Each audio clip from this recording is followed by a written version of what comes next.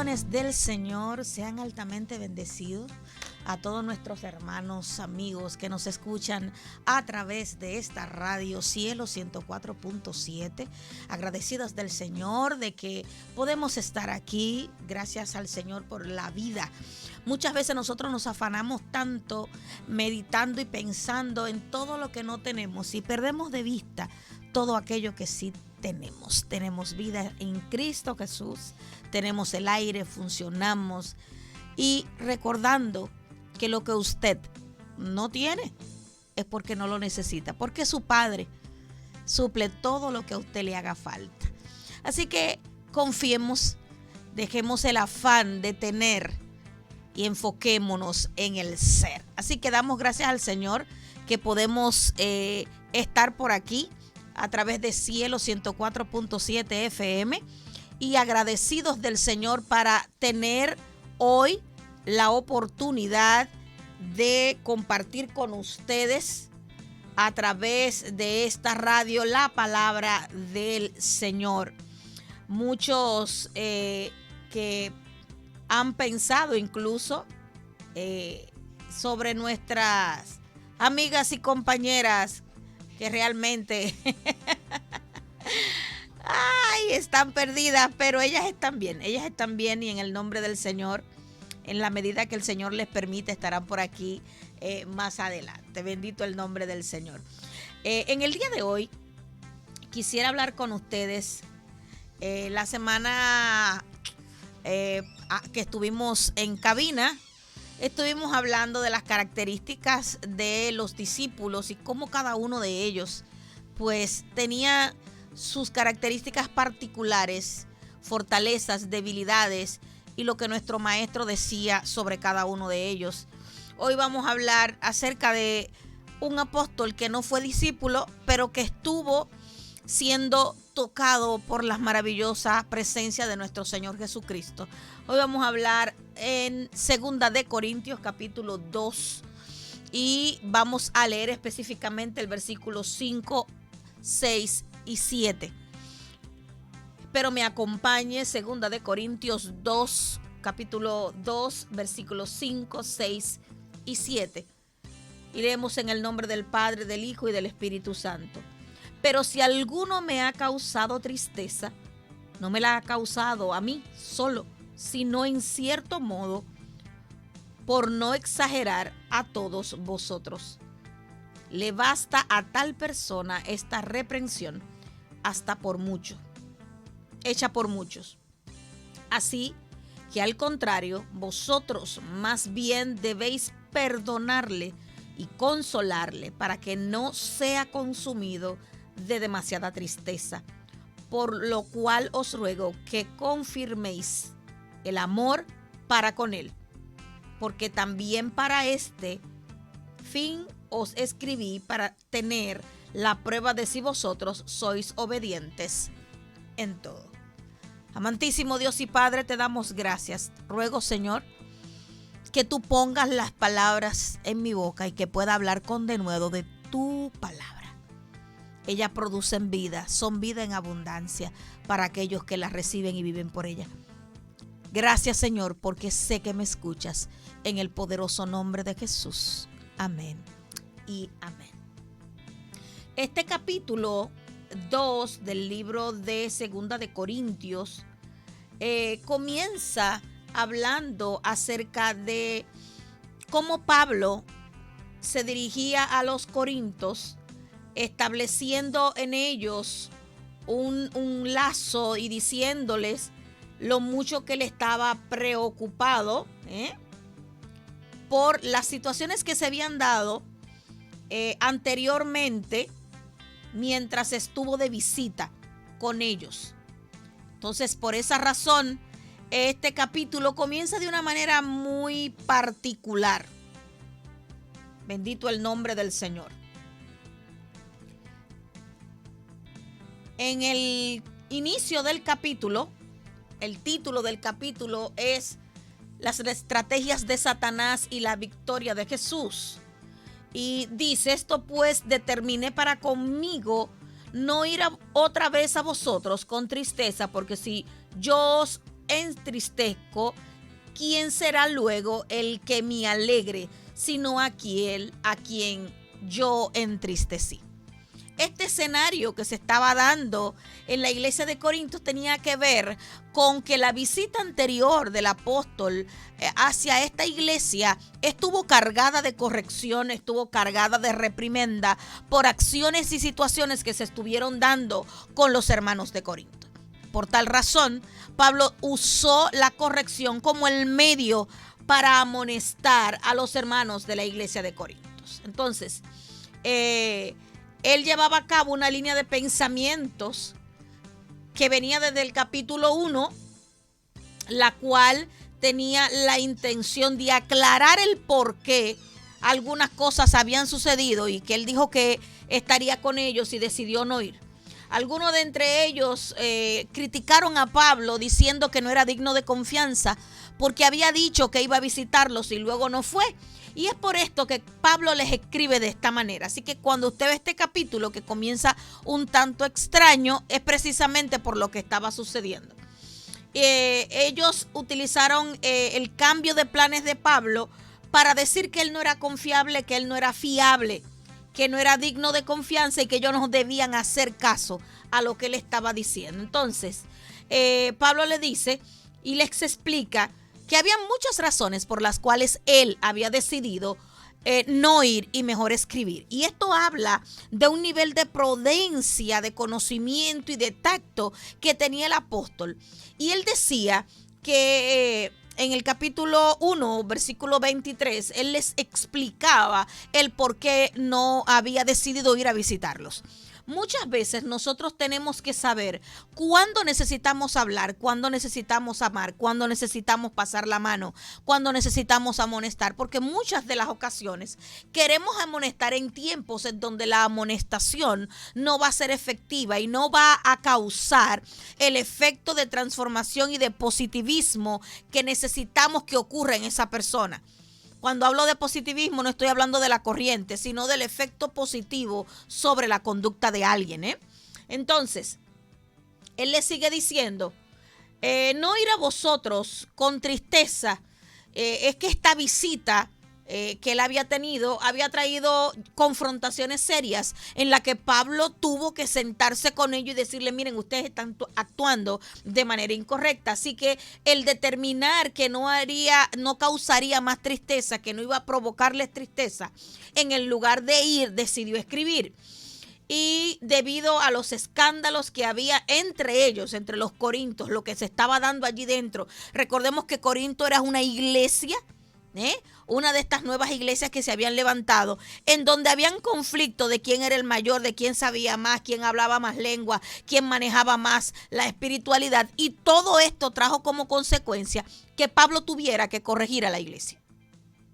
Entonces el escritor Clark dice, y por lo tanto determinó no verlos hasta que tuviera una razón para creer que esos males habían terminado. Pablo decidió, yo los amonesté, le di corrección y hasta que ustedes determinen terminar con este tipo de conducta que no obedece a aquellos que han nacido de nuevo, yo no los voy a visitar porque tendré que volverlos a reprender. Este nivel de prudencia es importante. Los líderes, los apóstoles, los profetas, los maestros, los pastores tienen una visión como parte de los ministerios que hacen crecer el cuerpo de Cristo, y es saber cómo amonestar y cómo amonestar apegados y aferrados a las Escrituras. Y otra parte que surge en esta primera parte, versículo 1 y 2 del capítulo 2 de Segunda de Corintios, es que dice, porque si yo os entristezco, ¿quién será luego el que me alegre? Pablo también sabía que otra tristeza, visitar a los corintios, esto iba a traer otros conflictos y otras situaciones que iban a exponer a esta iglesia a un pecado de murmuración, a un pecado de duda, a un pecado posible de desvío de la fe. Y Pablo decide, no voy a ir a visitarlos. Voy a cambiar de planes. Yo tenía planificado ir, pero no voy a ir. Así que al parecer Pablo pensó que sería mejor darle a los corintios un poco de espacio para que digerieran, lidiaran con la corrección que habían recibido anteriormente. Pablo no quería volver a reprenderlos hasta que ellos pudieran entender, o sea, reprenderlos nueva vez sin haber digerido la corrección primaria era provocar molestia. Muchas veces nosotros vivimos corrigiendo de manera constante cuando la primera corrección todavía no se ha asimilado. Y esto me lleva a pensar en el proceso de aprendizaje. Cuando nosotros estamos enseñando algo, necesitamos primero hacer que la gente comprenda y entienda lo que se le está enseñando para luego proceder a lo siguiente de enseñar algo nuevo. No se puede enseñar algo que no se ha procesado, que no se entiende, que no se asimila, que no se ha captado, y enseñar algo nuevo no es procedente, no es lo que es pedagógicamente correcto. Así que Pablo decide, no voy a hacer más correcciones, voy a darles espacio y tiempo para que puedan digerir lo que se les acaba de enseñar. Entonces, ya que era el corazón de Pablo, él sabía que otra visita iba a provocar mayores situaciones, y por eso que en el capítulo 2 les dice, el capítulo 2, versículos 3 y 4 dice, en lugar de una segunda visita, voy a escribir. Y esto mismo os escribí para que cuando llegue no tenga tristeza de parte de aquellos de quienes me debiera producir gozo, confiando en vosotros todos, que mi gozo es el de vosotros, porque la mucha tribulación y angustia del corazón os escribí con muchas alegrías, no para que fueseis contristados, sino para que supieseis cuán grande amor es el que os tengo. Cuando Pablo escribe, pese a que está escribiendo y diciendo, decidí no ir a ustedes porque sé que todavía no han asimilado, no han procesado la enseñanza que yo les di, decido mejor escribirles. Pero les escribe haciéndole la advertencia, les escribo porque los amo. Esto me dice que nosotros necesitamos, al momento de tener correcciones, hablar con alguien, guiar a alguien, presentar de alguna manera una corrección, utilizar como herramienta primordial el amor. No el estar por encima, no el saber más que la otra persona, no avergonzando, sino que podamos hacerlo en el amor. Este amor que cubre multitud de faltas, este amor que es capaz de guardar a aquel que está caminando de forma desviada. Entonces, cuando vemos que él escribe, y esto mismo les escribo, es porque Pablo estaba razonando y sabía que las circunstancias de lo que había ocurrido en Corinto, esta corrección tan fuerte que él les había dado, era mejor una carta y no una presencia que obligara a Pablo, y esto era porque Pablo no se iba a quedar callado. Pablo no iba a ver las cosas que estaban mal y iba a guardar silencio, sino que Pablo sabía que si se presentaba en aquel lugar y veía las mismas conductas, iba a tener que reprenderlos. Y decide escribirles. Entonces, ¿dónde está esta carta de la cual Pablo hablaba? Algunos eruditos dicen que esta carta estaba en Primera de Corintios, pero parece mejor pensar que otra carta que no tenemos o que no estaba puesta allí pudiese ser también parte de la corrección. Esto significa que algo faltaba en que ellos asimilaran la corrección que Pablo les estaba dando. Entonces, por tal razón les dice que no debían de continuar esperando que él llegara, que él cambió los planes precisamente para no tener que seguir corrigiendo. Él dice que para cuando él llegue a ellos no le causen tristeza. Pablo esperaba que esta carta sacaría de en medio de toda obra dolorosa y pudiera permitirle a estos creyentes poder afirmarse en la fe en Cristo y aceptar la corrección que se les estaba dando de parte de aquellos a quienes causaron tristeza dentro del grupo de los que causaron el conflicto y los que estaban causando disensión dentro de la iglesia. y la mala conducta de aquellos que estaban allí, que debieron de comportarse de otra manera y no lo hicieron. Entonces Pablo habla de ellos como los que causan tristeza. Todos los males son más problemáticos cuando aparecen fuera del lugar donde comúnmente deberían de estar. Y cuando hablamos de este tipo de conflicto dentro de una congregación que se supone tiene una guía y tiene una línea de seguimiento y de amor, pues no son las más favorables. La impiedad en los que profesan ser creyentes, la injusticia en los jueces o un pueblo malagradecido por poco dócil con su pastor, se parecen mucho al escenario que se planteó en el libro de los Corintios. Todos los males son más problemáticos cuando aparecen fuera del lugar donde debiera de aparecer. Es que a un cristiano se le vea una conducta que no procede de un creyente. Eso causa mayor daño que si apareciera en una persona secular. Y muchos dirán, no, es que yo soy humano. Es que la palabra establece que cuando tú vienes a Cristo, tú tienes un cambio de naturaleza. Repito, cuando vienes a Cristo, tienes un cambio de naturaleza. Así que la frase yo soy humano debe de ser eliminada y erradicada de nuestro vocabulario. Porque hemos dicho que hemos muerto al mundo de sus placeres y que ya no vivimos nosotros, sino que vive Cristo en nosotros. Entonces, si Cristo vive en mí, ¿cómo yo puedo decir constantemente, es que yo soy humano, es que estamos en la carne, es que hay cosas? No hay excusas, porque el Señor ya nos dotó de todo lo que necesitamos para vencer. Así que Pablo sigue diciendo a los corintios sobre las tribulaciones y sobre las circunstancias sobre las que él decide escribir. Y él dice que disfrutaba confrontando a los corintios y que era algo difícil. Él no disfrutaba confrontando lo que era algo difícil porque los amaba, pero que también debía de hacerlo porque no podía permitir que ellos estuvieran andando de manera torcida respecto a lo que ellos deberían de hacer. Dice que con muchas lágrimas lo había hecho y que lo hacía por el grande amor que les tenía. Tomar esto con madurez significaría que ellos iban a recibir la carta de Pablo entendiendo que era lo mejor, que él le diera espacio para aprender sobre la corrección que les había dado, pero ellos no lo vieron así, lo vieron como si a Pablo le faltase palabra y carácter. Es fácil para nosotros pensar en una persona que nos ofrece corrección en nuestros que el que nos corrige por lo regular no lo vemos como amigo.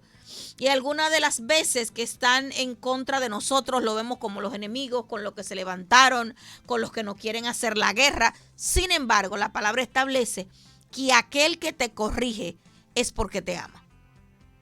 Entonces, la meta de Pablo no era contristar a los corintios, sino edificarlos.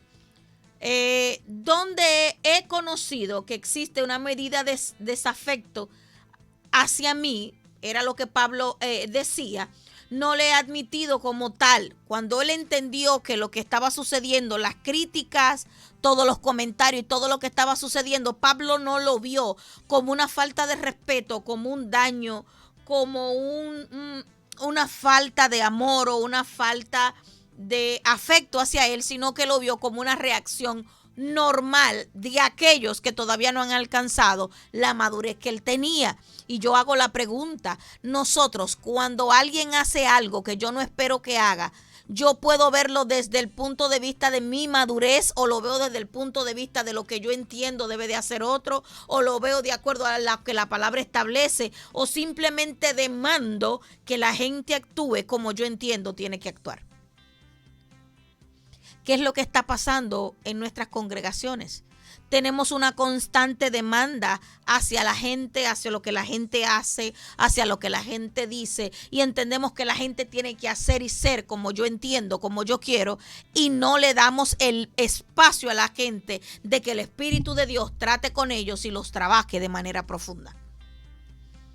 Pablo le sigue diciendo: os escribí con muchas lágrimas. La tristeza de Pablo al corregirlos de manera severa no era porque ellos estuvieran enojados con él o que no estuvieran a gusto con la corrección.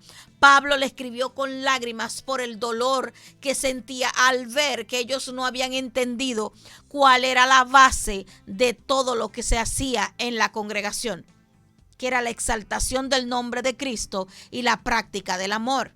Es en el libro de Primera de Corintios donde se habla de el amor. El amor todo lo sufre, todo lo espera, todo lo soporta, etc. Entonces en el capítulo 2 de Segunda de Corintios, él le dice, yo tuve tristeza al escribirles porque entiendo que ustedes necesitan crecer y ser corregidos es parte del crecimiento.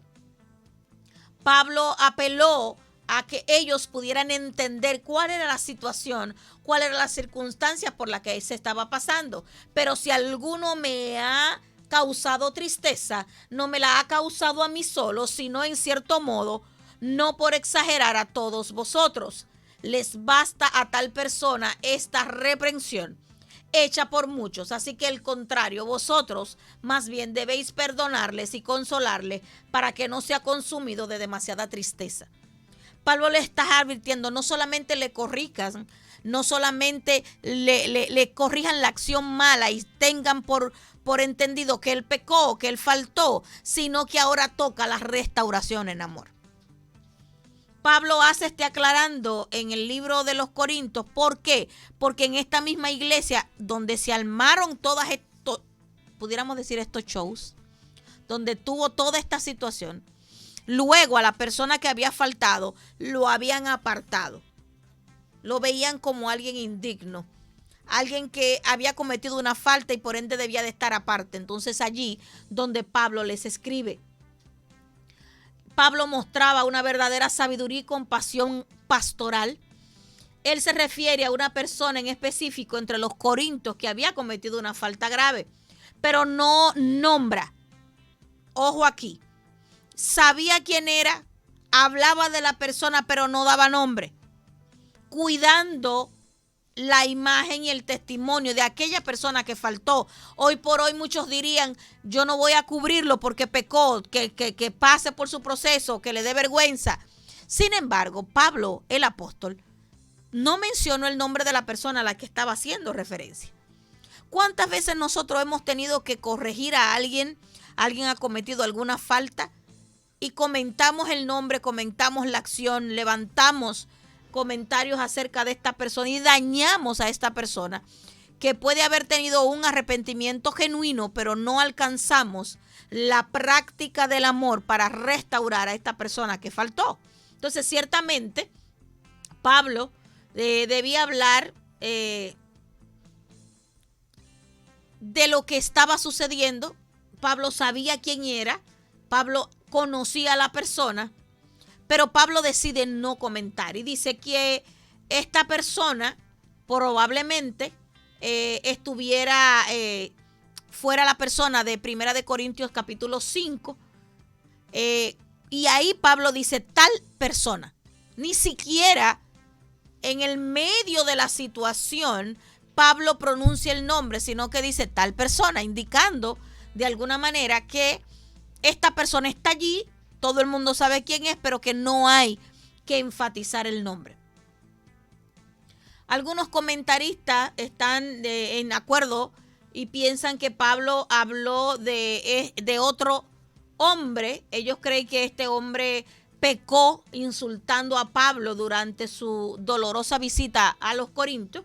Pero en el capítulo 2, en el que estamos leyendo, dice que Pablo esperaba que los corintios perdonaran primero, que pudieran aprender a perdonar, que perdonaran a amar a ese hermano que había faltado, había pecado. Entonces él le perdonaría las faltas que se hubiesen cometido contra su persona y que esperaba que la persona expresara de manera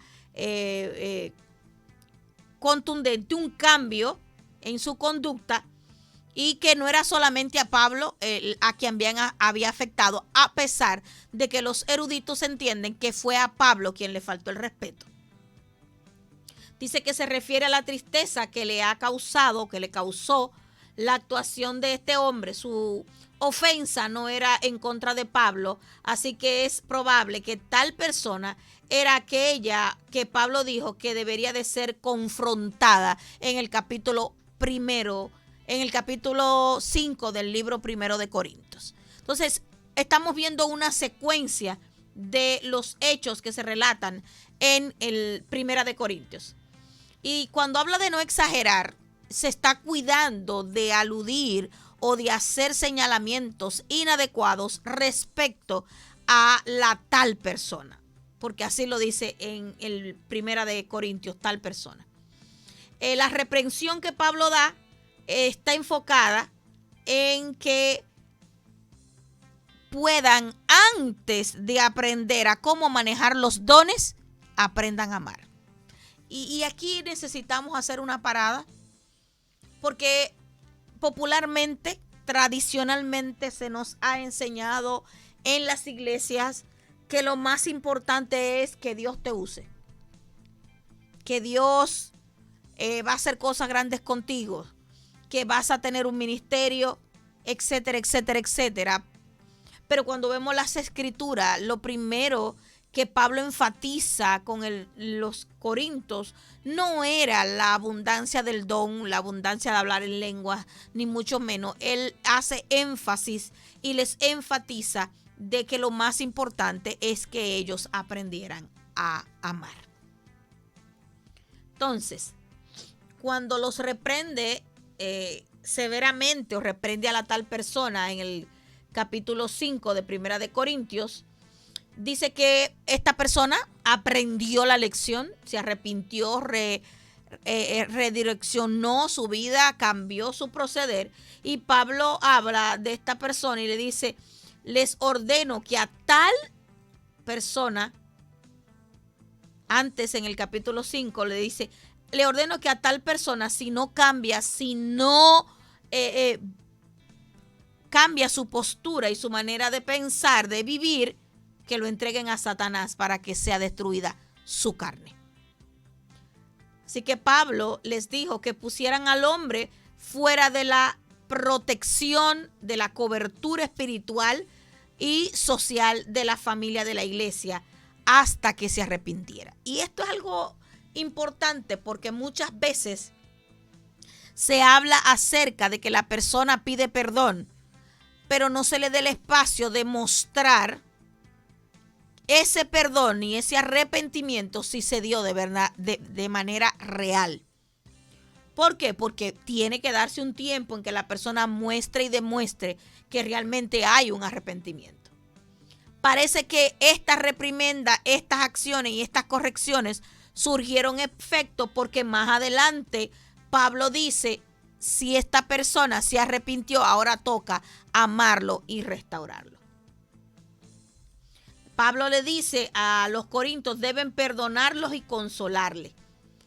Estaban igual de equivocados cuando le retuvieron el perdón para la restauración, porque ellos entendían que ya él no merecía nada. Y muchas veces nosotros estamos viendo personas que están en situaciones difíciles, que están en situaciones que han cometido faltas, que han cometido pecados. Lo reciben en la iglesia, pero se hace una muy marcada diferencia entre este hermano y los demás porque no se le trata de manera normal, sino que se tienen ciertas características de restricciones en donde no se le permite una fluidez en todo lo que tiene que ver con la iglesia, el cuerpo de Cristo. Lo que provoca muchas veces que personas vuelvan al mundo, regresen al pecado por sentirse rechazados. Entonces, parece que esta persona pudo recuperarse, pudo establecer una comunión y un arrepentimiento respecto al pecado cometido. Y Pablo les dijo a los corintios que lo perdonaran también y que consolaran el corazón de esta persona. Esto puede haber sido un perdón jurídico que es parte de lo que anoche hablábamos en Eclesia, y este es el perdón que cuando tú confiesas eres perdonado. Esto es un perdón jurídico. Te confesó, perdonó. Y eso parece que lo que Pablo hablaba con ellos. Y el consuelo se los pedía que le dieran consuelo para que su corazón pudiera ser restaurado con el poder del amor. Así como el Señor nos perdona a nosotros, era lo que Pablo le decía: restáurenlo, perdónenlo, denle alivio a su corazón, consuelen su corazón para que él pueda volver a ser quien era. Si la disciplina está carente en gran medida en la iglesia de hoy, también la gracia de perdonar y consolar a aquellos a quienes de alguna manera han fallado, y que este perdón es precisamente lo que produce un verdadero arrepentimiento. Así que lo que Pablo les exhortaba era la postura que tenía la iglesia de Corinto respecto a el perdón de la tal persona. Le habían retirado el perdón, le habían retirado el favor, lo habían aislado, y Pablo le dice: es que esa no es la manera. Ustedes conocen mucho de dones, conocen mucho de lenguas, conocen mucho de ministerio, pero les falta la práctica del amor. Cuando nosotros no practicamos el amor como es correcto, entonces vamos a estar manejando muchos rituales, que era lo que hacía la iglesia de Corinto. Manejaba muchos rituales, podían pasarse horas hablando en lengua, pero al momento de demostrar amor y compasión por alguien no eran capaces.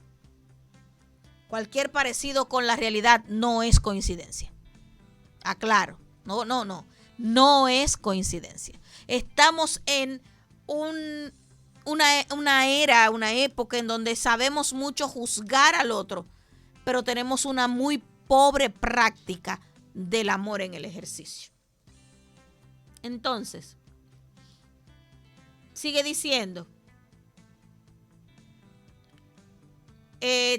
hay un comentario de este versículo que dice que un hombre que llora por su pecado y luego que se goza por dicho lamento, la tristeza por el pecado, si es excesiva al punto de incapacitarnos para el desempeño de nuestros deberes, es una tristeza pecaminosa, aunque sea por el pecado.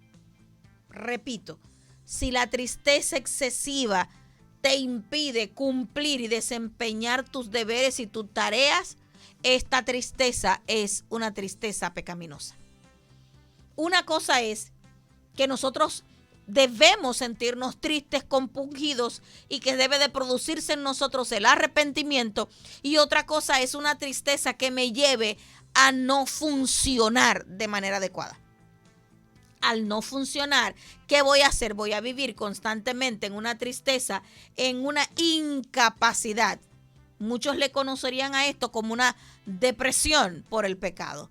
Sin embargo, esto, dice Trapp, que es otro de los comentaristas, que es pecado, porque me incapacita para hacer lo que Dios quiere que yo haga. La obra de restauración hacia los pecadores es tan importante como la obra de reprensión. Así que es muy importante que nosotros podamos entender que al que se le reprende, se le disciplina por algo, también debe desde entregársele la medida de amor para que pueda ser restaurado en los hechos cometidos. Así que en el versículo 8 al 11 habla sobre el entendimiento de las estrategias de Satanás. Quiero tomar los minutos que nos restan para especificar esto. Por lo cual os ruego que confirméis el amor para con él, porque también para este fin os escribí, para tener la prueba de si vosotros sois obedientes en todo. Y al que vosotros perdonáis, yo también, porque también yo lo he perdonado. Si algo he perdonado, por vosotros lo he hecho en presencia de Cristo, para que Satanás no gane ventaja alguna sobre vosotros, pues no ignoramos las maquinaciones del enemigo. Esto es relevante para nuestras vidas. Y dice que la confirmación en el amor tiene el propósito de guardar a aquel que ha faltado, pero también a aquellos que han corregido. ¿Por qué? Porque no es solamente la persona que recibió la amonestación, que recibió la corrección, la que corre peligro. Corre peligro también aquella persona que corrigió y no restaura, como dice la palabra. No tiene ningún sentido corregir a alguien si no se le va a restaurar en el amor de Cristo. Por lo cual os ruego que confirméis el amor por Él. Confirmen, ¿qué es confirmar? Asegurarse de algo. Asegurar que el amor por esa persona no haya cambiado, no se haya agotado. El tal, que era el hombre del que habla Pablo y el que había cometido pecado, parecía que cuando lo reprendieron, constantemente estuvo dando señales de que estaba muy triste y que era necesario que se le entregara un amor, restauración y sanidad. Así que los corintios necesitaban confirmar el amor por esta persona. El hecho de que alguien peque no debe hacer que yo lo ame menos. Atención. El amar menos es retirarle el favor y la gracia a alguien cuando no cumple con los estándares que yo entiendo debe cumplir. ¿Y por qué digo que yo entiendo?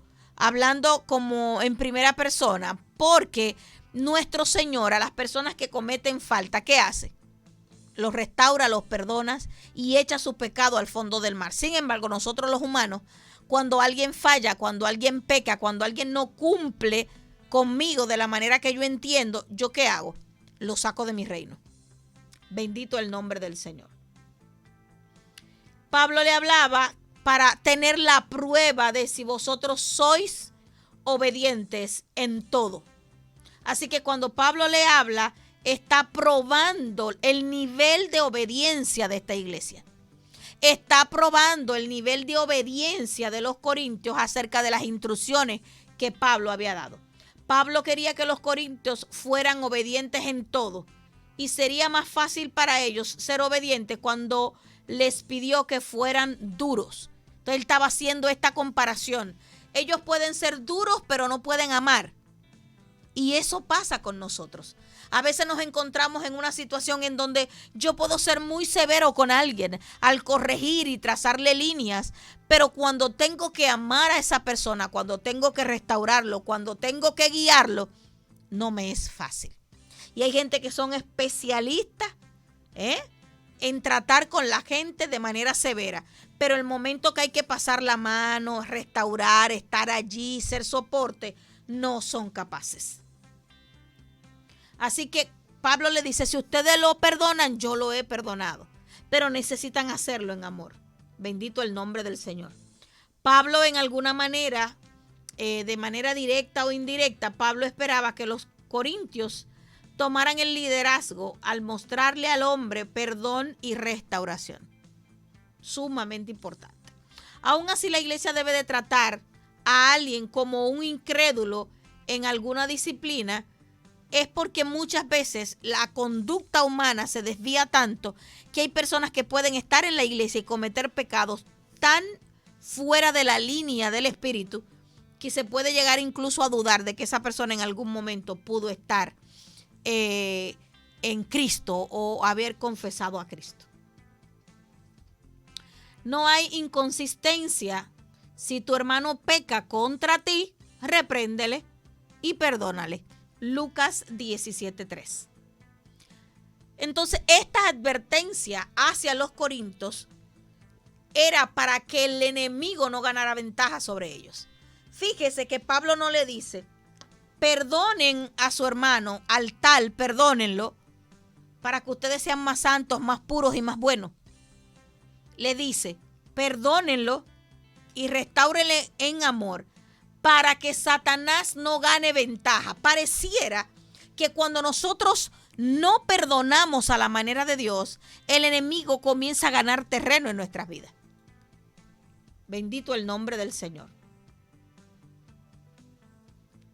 Entonces, ese estatuto comerciante codicioso, chupasangre, así describe uno de los escritores de los comentarios bíblicos a Satanás, como un comerciante codicioso chupasangre, el que no devora las casas de la viuda, sino la mayor parte de las almas de los hombres.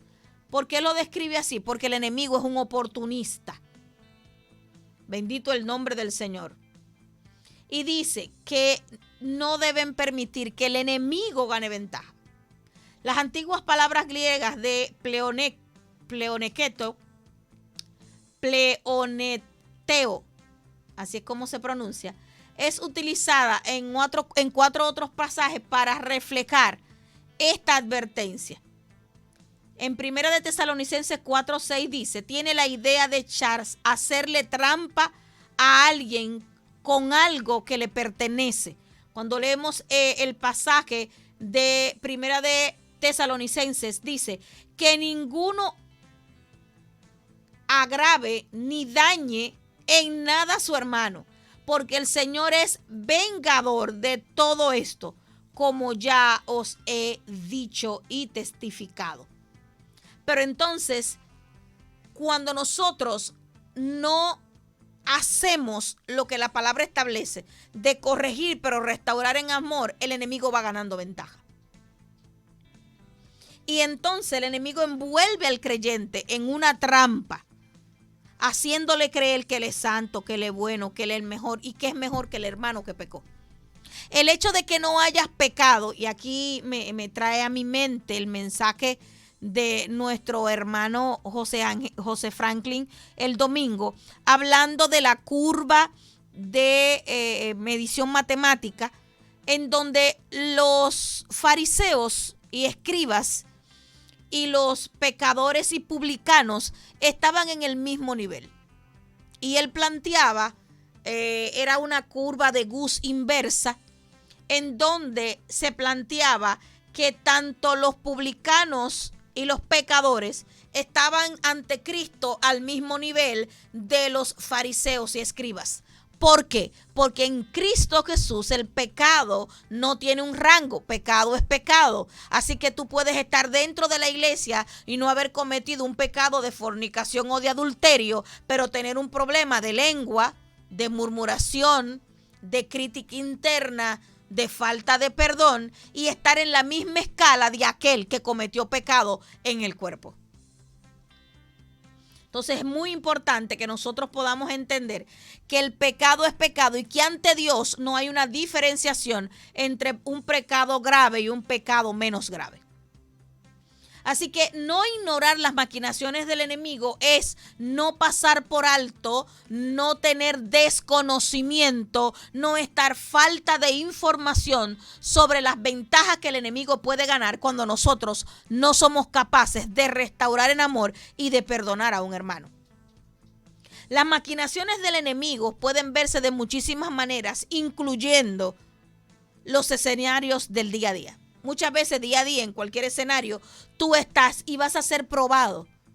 Vas a ser alguien que va a tener que mostrar a Cristo en todas las áreas de su vida.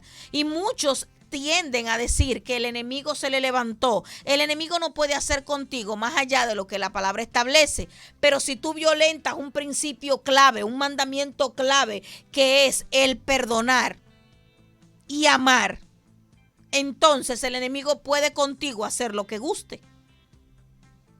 Son principios básicos del evangelio. El retener el perdón del que se arrepiente es caer en el juego de Satanás. No hay nada más peligroso que darle la oportunidad a Satanás de reducir a un pecador a la desesperación. Siempre que fracasamos en dar consuelo a aquellos que son movidos por una confesión sincera de su pecado, le hacemos el juego a Satanás.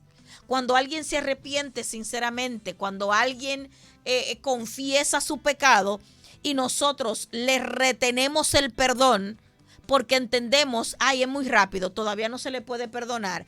No, todavía él no ha pagado el precio. El precio lo pagó Cristo en la cruz del Calvario. No seas un títere de Satanás orillando a alguien a que tenga que irse de un lugar o descarriarse porque se siente dentro de la congregación como que lo rechazan y no lo aceptan. Las maquinaciones del enemigo tienen que ver con esas estrategias que él usa para envolver a los creyentes. Esas estrategias que llevan al creyente a ser cegados por estas maquinaciones, estas trampas. Para todos aquellos que nos están escuchando, les recomendamos leer el libro La trampa de Satanás de John Bevere. Es un libro muy interesante y que habla de precisamente esta trampa de la falta de perdón. Bendito el nombre del Señor. La estrategia de Satanás en contra de los hombres, porque son la corona de la creación, fue enfocada desde el principio en lujurias, en desesperanza, en desesperación. Así que estas estrategias de Satanás en contra de la iglesia fueron primero la tolerancia a la maldad, ¿bien? Porque él va a ir avanzando, entonces ahora es tolerancia a la maldad, y luego la utilización de una serie de castigos y de situaciones dentro de la iglesia como para creer que esto era lo que iba a producir el arrepentimiento.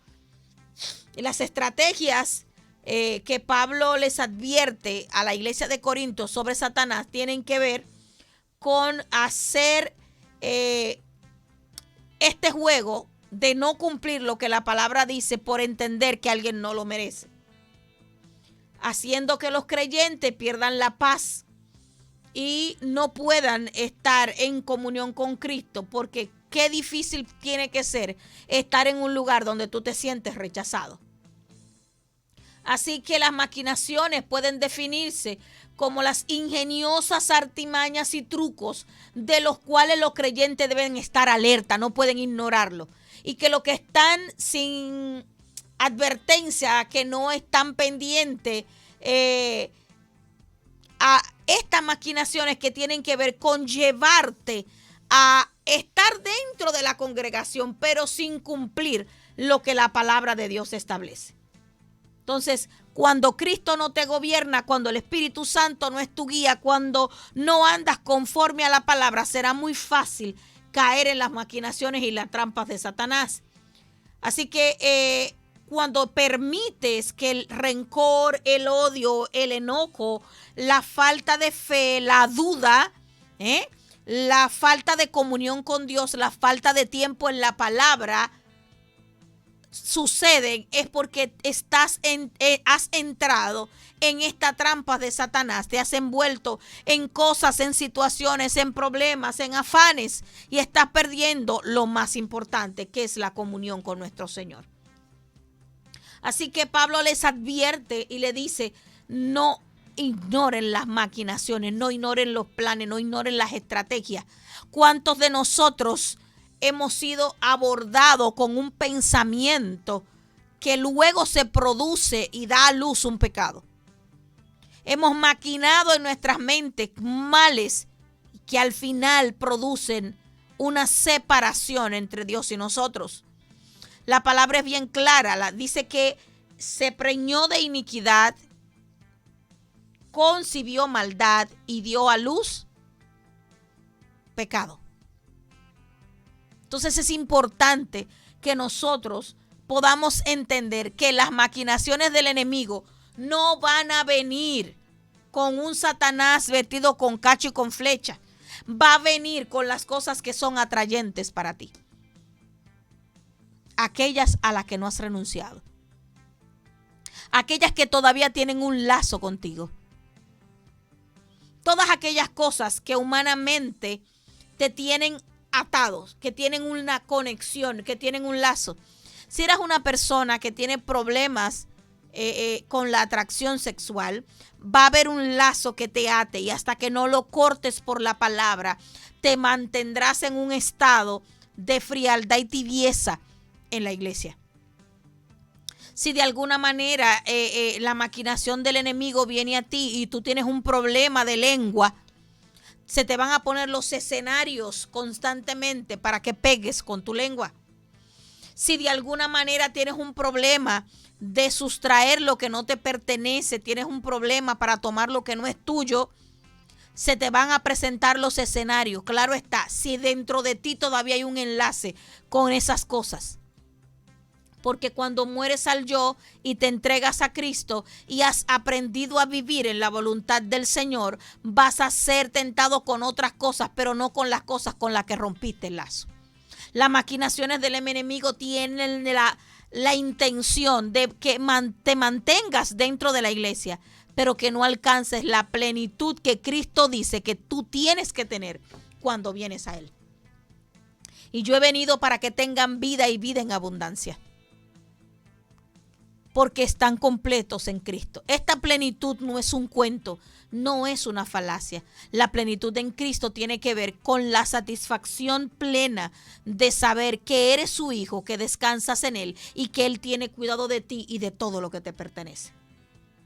Este capítulo 2 sigue hablando sobre lo que Pablo vivió cuando iba a Macedonia y cómo el Señor le abría puertas para llevar el evangelio. Hablando de que no tuvo reposo en su espíritu, pero que también él daba gracias a Dios por ser un instrumento para salvar vidas. Hermano, no olvides, no ignores. Y yo no estoy hablando solo de las cosas espirituales, de los ataques de los demonios, de cómo el enemigo se levanta y te hace la guerra. De hecho, estuve en un lugar donde se me comentaba que el enemigo había tomado posesión de alguien y que había una persona cristiana en la casa y no lo dejaba dormir, lo atacaba y lo quería agredir. Estas cosas son reales. Pero la mayor maquinación del enemigo es cuando puede sacarte del centro que es Cristo para enfocarte en las emociones, en la tristeza, en el dolor. Quiero hablar unos minutos de esta maquinación. Una de las maquinaciones mayores que tiene el enemigo es sacarte del centro que es Cristo y llevarte a pensar en el dolor, en las emociones, en la tristeza, en lo que te hace falta, en lo que no tienes, en que se me está pasando el tiempo y me voy a quedar jamona, en que no tengo dinero, en que yo quiero una casa y no le he podido. O sea, sacarte del centro que es Cristo, que es la plenitud de todo lo que tú necesitas, para ponerte a pensar en cosas vanas y superfluas. Recuerda la última crisis que tuviste. ¿Cómo comenzó? Comenzó por tus pensamientos, comenzó en la manera en la que pensabas, comenzó por lo que pensabas. Cuando tu pensamiento se mantiene en Cristo y su palabra, tu vida será transformada. Cuando te mantienes pensando en la bondad de Dios, en todo lo que Él te ha permitido tener, en todo lo que Él te suple cada día, en su gracia y favor, y cómo te amó sin merecerlo y murió por ti en la cruz del Calvario, tus pensamientos estarán guiando tus acciones y será Cristo el centro de tu vida. No ignoremos las maquinaciones del enemigo. No ignoremos que el plan de Satanás es dividir y destruir, traer confusión. Es necesario que tú puedas entender que las maquinaciones del enemigo están ahí para desenfocarte del centro de tu vida, que debe ser Cristo. Que el Señor les bendiga. Hasta la próxima.